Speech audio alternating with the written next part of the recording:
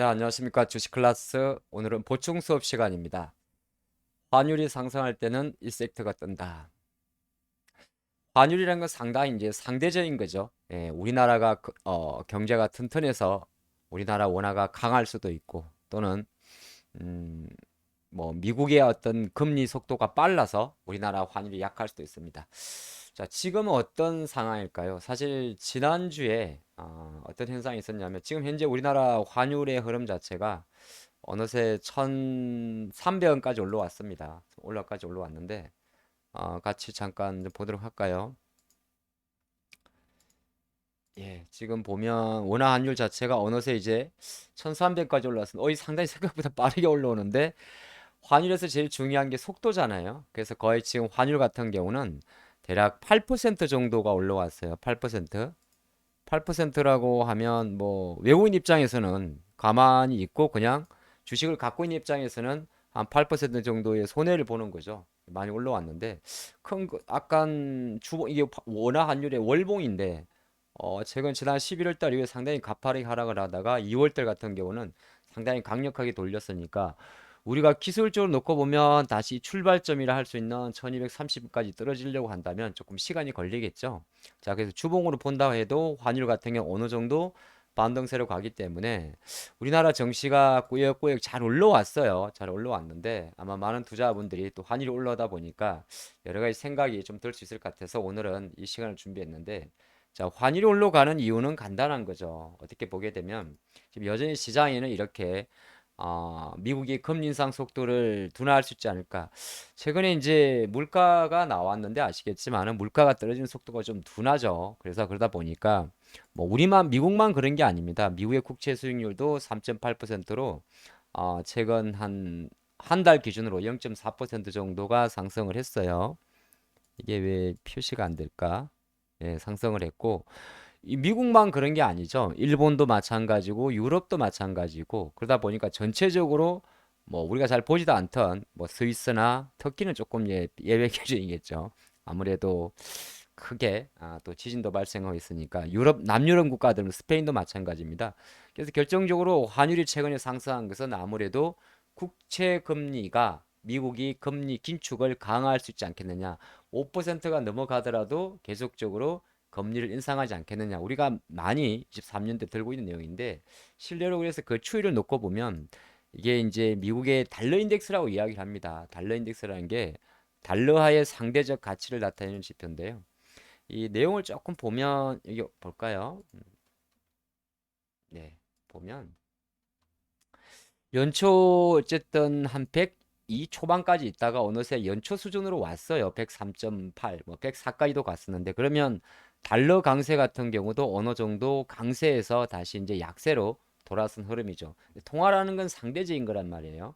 그럼 달러화에 가장 큰 영향을 미치는 게 바로 유로화입니다. 유로화인데 유로화 같은 경우는 생각보다 괜찮아요. 이건 또 반대입니다. 이는 올라가는 기세 유로 강세인데 유로화가 대략 1페러티, 1달러 대 1유로화가 깨졌다가 뭐 지난해 아무래도 천연가스 가격이겠죠. 깨졌다가 한때 1.10 유로까지 올라갔다가 지금 조금 이제 약세로 전환됐습니다. 그래서 유로화만 놓고 보면 실제적으로 달러 강세가 그렇게 두렵진 않아요. 유로화 왜냐하면 지난해 하반기가 조금 다르지 않습니까? 그러면 유로화 다음으로 또 영향을 많이 미치는 게 바로 엔화인데 엔화는 거의 비슷하게 약세로 올라갑니다. 뭐 거의 130엔 초입까지 떨어졌다가 지금 135엔이니까. 근데 엔화 같은 경우는 이제 구로다 총재가 이번 4월에 임기가 만료가 되고 다음 주 2월 말에 우에다 총리의 청문회가 진행이 되게 되면 올해 23년도 한 4월경에 어, 일본은 이제 구로다 일본 BOJ, 일본 중앙은행의 총재가 바뀌게 되죠. 시장에서는 그런 이야기를 잠깐 하긴 합니다. 어떤 이야기를 하냐면은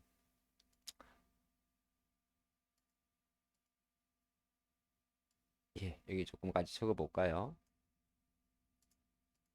구로다 총재보다는 약간 오에다 총재가 이 구로다 총재, 일본의 현 총재죠. 예. 이 구로다 총재가 거의 아베노믹스의 중심이란 말이에요. 아베노믹스의 특징은 엔저입니다. 근데 이 신임 우에다 총재 같은 거는 우에다 총재 후보죠. 약간은 시장에서 계속 그런 이야기가 나왔죠. 뭐 철저한 엔저를 무조건 고수하지 않을 수도 있다. 뭐 이런 이야기죠. 그러면 이거는 약간은 N 강세 요인입니다. 그렇죠. N 강세. N 강세 요인이기 때문에 우리가 이제 어떻게 보게 되면 최근 엔화가 약간 약세에서 조금 멈췄던 것도 어떻게 보게 되면 지금 일본 엔화의 약세는 뭐 글로벌 동존하겠습니다만은 어느 정도 일시적일 수 있는 거죠. 물론 이제 일본이 동아증제 YCC를 건드리진 않는다고 합니다만은 전국적으로는 아마 엔화는 뭐 과거처럼 무조건 약세보다는 어느 정도 올해 같은 경우 총재가 바뀌면서 일정 부분 강세로 가지 않을까 그리 봅니다. 그러면 이제 우리나라 환율이 이렇게 1,300원대로 1,300원대로 많이 올라온 것 자체가 한편으로는 여러 가지 생길 수가 있어요. 뭐 예를 들어서 미국 어쨌든 미국의 달러와야 우리가 연동이 되는 거니까. 근데 이게 마냥 나쁜 거냐? 뭐 나쁘다 볼 수도 있고 안 볼 수도 있습니다. 자, 이게 어떤 자료냐면 우리나라 환율과 우리나라 코스피 지수의 상대 비교인데 큰 그림에서 놓고 보면 항상 반대로 움직입니다. 여기서 지금 핑크색이 우리나라 주가 지수고요. 아, 약간 굵은 색깔이 환율의 흐름인데 아무래도 여기 한번 보시면 우리나라 증시가 확 떨어졌어요. 근데 환율의 상승폭은 생각보다 높지 않았습니다. 그러니까 환율이 상승한다고 우리나라 장이 무조건 여기 이 데이터에서는 환율이 상승하는 각도보다 주식이 떨어지는 각도가 빨랐죠. 그리고 또 어떤 관점이면 여기 관점에서는 또 환율이 막 가파르게 상승을 하니까 우리나라 증시도 많이 하락을 했습니다. 그리고 여기서 보면 환율이 조금 그림을 조금 더 볼까요? 이렇게 보죠. 조금 디테일하게 보게 되면 약간의 타임렉이 존재해요. 여기 점선이 하나 있는데 여기는 거의 뭐 환율이 수직으로 떨어졌습니다. 근데 여기서 환율이 약간 주춤할 때 우리나라 증시는 벌써 오르고 있었어요. 그렇죠? 그러니까 아주 큰 그림으로는 환율과 주식은 조금 반대로 움직입니다. 그래서 지금 가파르게 이렇게 환율이 상승을 하다 보니까 이 색깔입니다. 강력하다 보니까 증시가 주춤한데 다시 예를 들어서 조금 전에 봤던 대로 1,300원을 넘고 조금 간다고 하더라도 우리나라 증시가 급격하게 떨어질 가능성은 낮습니다. 왜 그런지를 좀 보도록 하죠. 물론 다시 한번 시장 관점에서 한번 보면 이게 우리나라 증시의 코스닥 지수예요. 지난 2월 접어들어서. 그리고 요게 코스피 지수입니다. 떨어졌습니까? 안 떨어졌어요. 그쵸? 거의 2월 들어서 가만히 있었습니다. 거의 2월 보면 2월 월간 기준으로 우리나라 코스피는 지금 여전히 1월 보기보다 강세입니다. 참 신기하지 않습니까?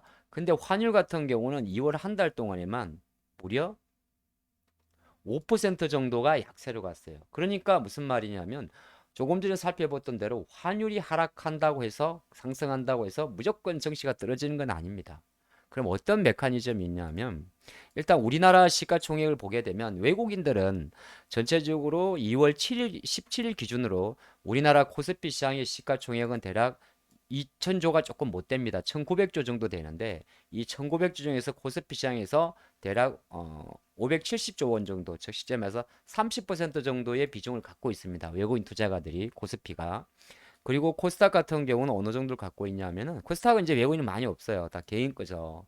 코스닥 전가 전체 시가총액이 대략 360조 원이 조금 넘는데 요 중에서 한 33조 정도. 그러니까 전체 시장이 한 10%가 조금 되질 않습니다. 한 9% 정도죠. 야, 여러분 여기서 깜짝 놀라셨죠? 아마 이 데이터를 처음 보신 분도 계실 거예요. 아니, 코스닥의 외국인 지분이 10%도 안 돼? 전체입니다. 전체. 통신주가 좀 많군요. 통신 섹터가. 10%도 안 돼? 근데 그렇게 흔들어댔던 거야? 또는 코스피도 이거 처음 보는 자료 많으실 거예요. 아니, 코스피가 외국인 정시라 그랬는데 전체 한 2,000조 조금 안 되는 1,900조 정도 중에서 아니 580조밖에 안 돼? 이렇게 보실 수가 있죠. 맞습니다. 생각보다 많지 않아요. 오히려 이제 30 정확히 30% 정도 갖고 있는데 이제 여기 30% 넘는 게 여기 두 개 정도가 보이죠 밑에. 이게 뭐냐 하면은 하나 화학 섹터하고 전기전자 업종이 훨씬 많습니다. 철강도 많죠. 보면 30% 40%짜리가 전기전자, 철강 이렇게 많죠. 근데 저는 오늘 어떤 이야기를 드리냐면 잠깐 공부 좀 하고 갈게요. 우리가 가격도 마찬가지고 환율도 마찬가지 수요 공급의 요인입니다. 자, 그래서 모든 가격은 예를 들어서 이렇게 이제 사고자 하는 사람 수요자하고 빨간선입니다. 팔고자 하는 공급자가 일치할 때 가격이 형성되죠. 근데 갑자기 공급이 늘어납니다. 달러가 많이 늘어났다. 그러면 달러가 떨어지겠죠. 대신 또 달러가 빠집니다. 외국인이 주식을 많이 사요. 많이 사면 환율이 약세로 가겠죠. 강세로 가겠죠. 공급이 늘어났으니까. 이 그래프가 내려올 겁니다. 대신 외국인들이 환율을 많이 팝니다. 그렇죠? 주식을 많이 팔아요. 그럼 환율의 공급량이 줄어들 거니까 환율이 오를 겁니다. 이건 이제 공급적인 요인이죠. 예를 들어서 외국인들이 달러를 한국에서 주식을 사냐 마냐. 예를 들어 다시 한번 보면 밑에가 달러고 위에가 환율입니다. 그래서 증시가 나쁠 것 같아서 외국인 주식을 많이 삽니다. 한국 주식을. 그러면 이게 그래프가 파란색 공급 곡선이 밑으로 내려오겠죠. 그럼 요점 균형점이 이렇게 여기서 형성됩니다. 이렇게 공급선이 내려오면서 그러면 아무래도 환율은 톡 떨어지겠죠. 우리가 본 작년 11월 달 이후부터 지금까지의 장세입니다. 반대로 외국인들이 한국 주식이 싫어요. 그래서 한국 주식을 많이 팝니다. 그러면 달러가 밖으로 나가니까 감소할 겁니다. 그러면 달러 공급 곡선이 이렇게 올라갈 겁니다. 그러면 환율이 톡 올라가겠죠. 근데 지금 같은 경우 어떻습니까? 외국인들 주식을 많이 팔았나요? 아니죠. 많이 안 팔았어요. 1월 달 때 지금 현재 2월 달에 코스피는 플러스를 보이고 있고 외국인들은 오히려 2월 달에도 주식을 사고 있습니다. 실내로 투자자별 동향에서 본다고 하더라도 2월 접어들어서 최근 10일만 봐도 되겠죠. 외국인들이 여전히 코스피 시장을 사고 있어요. 이렇게 삼성전자도 사고 있고 SDI도 사고 있고 현대차도 사고 있고. 그래서 그럼 무슨 말이냐 하면 지금 현재 이 정시 같은 경우는 단순하게 환율이 물론 이제 우리 계속 체크를 해야 됩니다. 달러가 계속 올라가는 부분 이런 거 다 체크를 해서 해야 됩니다만 그리고 큰 그림에서는 달러가 계속 올라가면 외국인이 사기가 부담이 돼요. 왜 그러냐면 요 이야기 한 번 더 정리할게요. 외국인들이 우리나라에서 코스피 시장에서 대략 30% 비중 570조 정도 아니죠. 예, 5,700억이군요. 5,800억 정도의 코스피를 갖고 있고 대략 300억 정도의 예, 300억입니까? 갑자기 헷갈리네. 이게 300조니까 100만, 1000만, 억, 10억, 100억, 1000억. 조, 10조. 한 33조 정도의 코스닥을 갖고 있어요. 자, 그런 관점인데 실제적으로 어떻게 보면 외국인들이 가만히 있으면 손해입니다. 환율이 올랐으니까 주식을 아무것도 안 사고. 근데 거꾸로 놓고 보면 외국인들이 오히려 한국 주식을 헐값에 사기에 좋은 환경은 또 만들어져 있는 거예요. 이게 두 가지 관점입니다. 하나는 환율이 올라 버리게 되면 환 주식을 이미 갖고 있는 입장에서는 아무것도 안 해도 손실이죠. 그럼 주식을 팔고 싶을 겁니다. 이건 보유자의 영역이고 반대로 하지만 이 환율 자체가 어느 정도 일시적일 수도 있고 추세적으로 약간 현재 그림만 놓고 보면 아우 좀 많이 올랐어요. 많이 올라서 좀 무섭긴 하지만은 근데 이거는 미국이 약간 속도 싸움에서 다시 그렇다고 해서 환율이 1,300원, 1,400원까지 갈 것 같지 않다고 생각하게 되면 일단 지금 우리가 겪어봤던 것처럼 사는 속도는 조금 둔화할 겁니다. 코스피 30%를 갖고 있고 코스닥 9%를 갖고 있는데 사는 속도는 둔화될 건데 오히려 어, 막 팔아가지고 손실을 줄일 전략은 아니지 않나. 왜 그냥 많이 판다는 건 앞으로 정시가 나쁠 때 많이 팔겠죠. 물론 나쁘고 좋을지는 알 수는 없습니다만은 많이 판다기보다는 많이 안 사는 겁니다. 그 말은 조금 더 놓고 보면 보유자의 관점에서 역시 부담이 되긴 돼요. 부담이 되긴 되는데 오히려 어, 공격적인 매도가 나오지 않는다고 하는 것은 환율의 현재 흐름 자체에 대해서 생각은 하겠지만은 오히려 우리 관점에서는 조금 더 환율이 상승하면 그러면 수혜를 보는 섹터가 뭘까 이걸 생각해보면 나을겠죠. 그럼 제가 정리를 해봤습니다. 환율이 상승하게 되면 아무래도 수출주가 많이 좀 상승을 할 거고 다른 한편으로 놓고 보면 어, 원가 부담이 있고 판가 이익이 있는데 매출 원가 같은 부분 그래서 환율이 상승해서 불리한 거는 그런 게 있죠. 예를 들어서 우리 지난해처럼 이제 원가 부담이 될 수도 있어요. 부담하고 매가 수혜가 있어요. 요거는 이제 원가 요인이고 매출 원가 요인이겠죠. 아유 재료비가 많이 든다. 인건비 이거는 이제 뭡니까? 판매 단가 이야기였죠. 근데 매출 원가에는 환율하고 또 뭐가 있냐면 뭐가 있을까요? 환율도 있지만은 만약에 원자재 가격이 그렇게 있겠죠. 원료비가 많이 안 올랐다면 별로 상관이 없겠죠. 근데 지금은 22년도는 원자재 가격이 높았어요. 근데 23년도는 높지 않습니다. 23년도에 비해서 상대적으로. 그러니까 지금 한 요 정도 1,300원대 수준의 환율과 저성장이라는 한 줄 차전에서는 오히려 시장 관점에서는 우리는 매가 수혜 쪽으로 봐야 됩니다. 판매 단가. 대표적인 게 어떤 게 있을까요? 자동차가 있을 수가 있죠. 물론 철근 가격의 인건비 다 올랐겠죠. 하지만 23년보다는 상대적으로 나은 거죠. 철강 화학이 있겠죠. 그 다음에 의류 OEM도 있을 겁니다. 그리고 또 어떤 게 있을까요? 밀가루라든지 이렇게 수출하는 음식료주도 있겠죠. 그리고 가장 많이 높다는 게 뭘까요? 맞습니다. 의료기기, 헬스케어 쪽입니다. 약간 요런 섹터를 한번 정리할 수가 있어요. 몇 개 이제 종목들을 제가 시간이 조금 길어졌군요. 요런 구심점을 갖고 가시기 바랍니다. 이게 오늘 영상의 포인트예요. 여기서 좋아요 한번 팍 누르셔야 돼요. 그러니까 지금 같은 경우는 원가 부담, 환율이 올랐으니까 22년도 겪었던 것처럼 원가 부담이란 노이즈보다는 예를 들어서 환율이 올랐으니까 비행기는 어려울 거야. 항공주 나쁠 거야. 이런 이슈보다는 오히려 그것도 물론 존재합니다만은 매가수에 판매 단가가 올되는 수출 비중 높은 기업들이 조금 더 실적이라는 모멘텀을 봤을 때 상대적으로 조금 좋아질 수가 있습니다. 이게 밸런스라고 하는 거죠. 이 성장주들 우리가 많이 봤던 연초에 많이 봤던 로봇이라든지 AI라든지 뭐 컨텐츠라든지 이런 관련주들 이런 건 상관이 없어요.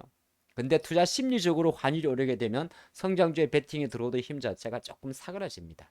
그런 상태에서 어느 정도 내가 안전한 섹터를 밑에서 조금 담으려는 성격이 있겠죠. 그 관점입니다. 그래서 통상적으로는 자동차나 철강, 화학, 뭐 기계도 마찬가지예요. 기계, 의류, OEM, 수출형 음식료, 의료기기, 헬스케어 이런 종목들 쪽이 요거 하나만 잘 기억하시면 돼요. 저게 됩니다. 종목들은 제가 몇 가지 종목들만 좀 보도록 하겠습니다. 그럼 어디 갔을까요? 그럼 대표적으로 예를 들어서 우리가 볼 때 포스코 홀딩스가 있을 겁니다. 철강이 있겠죠. 물론 포스코 홀딩스는 배터리째로 움직입니다만 철강이란 게 있을 수 있고 요거보다 조금 가벼운 게 뭐냐면 세아베스틸 같은 다 지금 보면 철강주들이 바로 움직입니다. 이게 금요일 날 2월 17일 날 시세 흐름인데요. 바로 움직여 버립니다. 이거는 세아베스틸 지주입니다. 그리고 휴스틸도 마찬가지예요. 대부분이 스테인리스 강판 쪽인데 이런 종목들이 먼저 좀 움직이기 때문에 일반 철강이라든지 스테인리스 강관이라든지 이런 종목들 한번 보시면 좋을 것 같습니다. 물론 말이 오른 종목은 좀 부담스럽겠지만 두 번째로 많이 움직이는 섹터가 화학업종들입니다. 이는 대한 UI 차트인데요. 화학업종들 같은 경우는 이제 원가 부담이 있을 때는 에너지 유가가 높을 때입니다. 뭐 100달러까지 갔다든지 지금 유가는 많이 올라왔지만 80달러죠. 그럼 이 친구들은 어느 정도 타임렉 시차를 두고 판가로 넘어갑니다. 이게 이제 대표적인 게 대한유화가 있을 수가 있고 효성화학 이런 종목이 있을 수 이는 효성화학입니다. 다 움직이죠. 정확하게 움직입니다. 효성 TNC 같은 종목도 움직여요. 스판덱스. 자, 그래서 화학 같은 종목들도 움직일 수가 있고 또 하나가 제가 아까 생각할 때 좀 생각해 본 게 뭐 자동차 같은 것도 당연하죠. 기아의 차트입니다. 어느새 많이 올라왔죠. 그렇죠. 그래서 자동차가 액티브하지는 않습니다만 IRA 관련해서 하지만 자동차 섹터들도 충분히 움직일 수 있는 매력도가 좀 높고요. 아까 철강에서 조금 안 봤는데 대한제강이라는 종목도 있습니다. 종목이 많네요. 그렇죠. 다 많이 오른 종목만 보여드린다고 이미 시장은 우리가 예상하든 예상하지 못했던 어느 정도 펀더멘탈적인 관점에서 계속 비슷한 섹터로 움직임 아직도 늦지 않았어요. 이렇게 보니까 많이 올랐죠. 이렇게 보면 이제 시작입니다. 예를 들어서 물론 이제 어느까지 지속될지는 시장의 상황에 맞겠지만은 포인트는 철강, 비철금속 쪽에서 매시고 들어오고 그게 아까 조금 전에 봤던 뭐 제가 보니까 대한유화 같은 종목들도 다시 매기세를 대한유화입니다. 약간 매기세가 좀 붙습니다. 그리고 나면 또 뭐로 가냐면 이제 그 조선주도 조금씩 보셔도 나쁘진 않아요. 아직은 미포조선이 많이 눌려져 있는데 요거는 현대 미포조선 같은 경우는 지금 주가 조금 눌려져 있습니다만은 만약에 한 7만 7천 원 정도까지 올라오면 충분히 한번 다시 보실 만하지 않나. 이런 거는 너무 바닥에 있을 때는 주가를 마냥 사시면 안 되고 급락한 가격 한 중간 정도 가격 왔을 때 요거는 현대 미포조선입니다.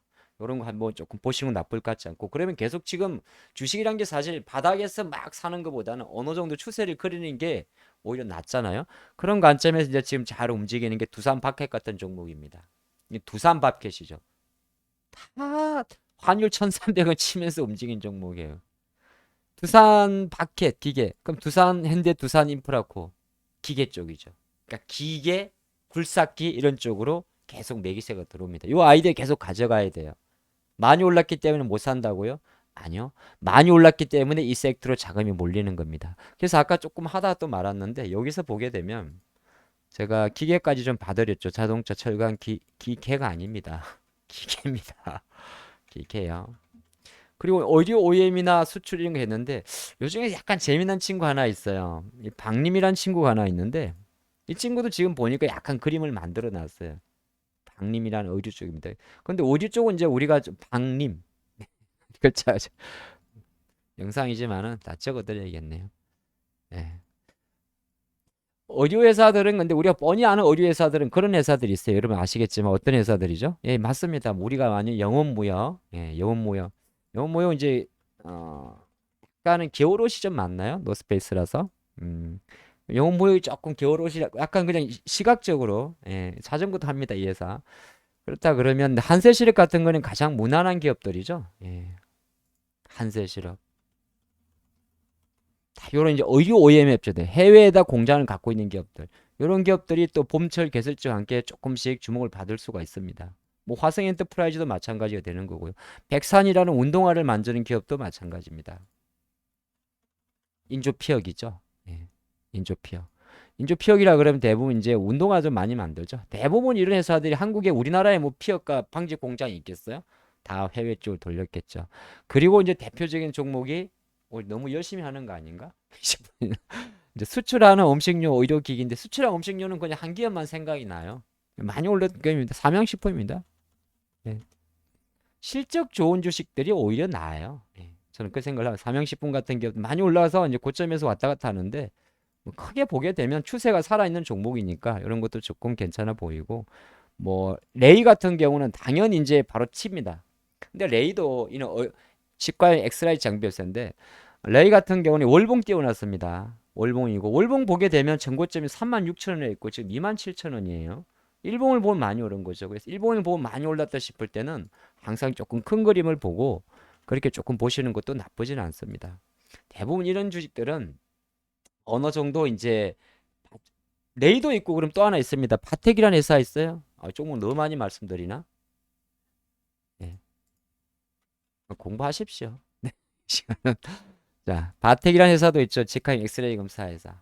이런 종목들 충분히 이제 어느 정도 조금씩 다시 주목을 받을 수가 있어요. 꼭 외국인이 제가 꼭 사서 기관이 사서 여러분들에게 안내 드리는 게 아닙니다. 자, 바텍, 레이 이런 종목 있을 거고 뭐 헬스케어 요새 저는 이제 비올이라는 친구도 좀 관심 있게 보는데 이거 아직 많이 올랐어요. 2,000원짜리가. 물론 이런 주식이 무섭죠. 근데 이렇게 추세를 거리는 종목들은 충분히 내가 업계에서 판다고 생각하는 리스크 관리만 잘해 주시면 뭐 크게 어려울 것 같진 않아요.